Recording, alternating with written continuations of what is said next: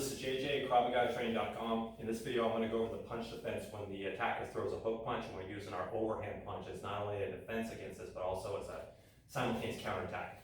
Now, I want to address three things that I often see neglected by students that will help them perform this particular defense a lot better. So first, let me demonstrate what I'm talking about. So JJ throws the big hook. I'm coming in with the overhead punch to counter it. So not only get the counterattack, but I'm also getting the defense by avoiding this hook punch. So here's the three things I want to cover. The most important thing is making sure when I throw my overhead punch, my elbow needs to be higher than the arm. So even though I explain this to all my students, half the time it still gets neglected, because if this elbow is lower than his, now he's coming over the top and the defense is completely useless. So I cannot emphasize that enough. Get your elbow pointed up to the ceiling. Make sure it's higher than the arm. Now, one thing that happens why it doesn't work is because even though I tell the students that the attacker is supposed to be throwing a hook punch, for whatever reason, they end up throwing an overhand too. He throws an overhand, I throw an overhand, and then they wonder why they can't get their elbow into play. So make sure you're drilling properly.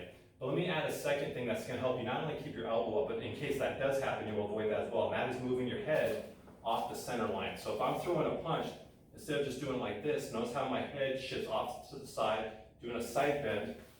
And when I do this, it helps me increase my range of motion in my shoulder, it helps me keep my elbow higher, and it shifts my head away from the punch. So if I stay upright, it's hard for me to keep my elbow, and here's how my chin's up, I'm very vulnerable. So a lot of people neglect this, shift my body off to the side. See, it's much easier to keep my elbow up, and even if this punch does wrap around my arm, my head is ducked down in the way, so I'm gonna end up rolling with that. Even if it clips me a little bit, it's not gonna be a clean shot. So I cannot emphasize enough this shift of the body. And the secondary benefit of that is if he actually throws an overhand instead of hook and I misjudge that, at least I'm avoiding that punch so I don't get caught cleanly with it. So think of that as your backup plan in case they do throw that overhand. Now the third thing I'm going to add to this is I like to add a slight advanced step, because really the only time I really use this defense is usually against taller sparring partners, and because they have more of a reach, I have to be farther away. So what happens is I have more time to see it coming. So if JJ backs up here and I back up here, from here I will take a small advanced step in and intercept him.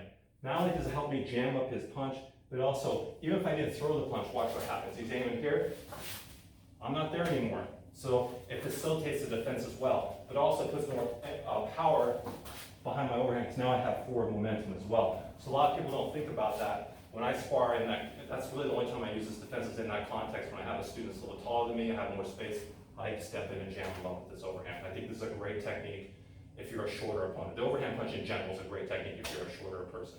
So those are my three suggestions. Get that elbow nice and high, shift your head off to the center line, and take a slight advancement. If you do those three things, you will perform this defense a lot more consistently, and you'll have a lot more success with it, where you're not only drilling, but sparring too. If you're not trying sparring, then what's the point? You need to pressure test everything. Everything you learn, you eventually got to try in sparring. All right, guys, see y'all next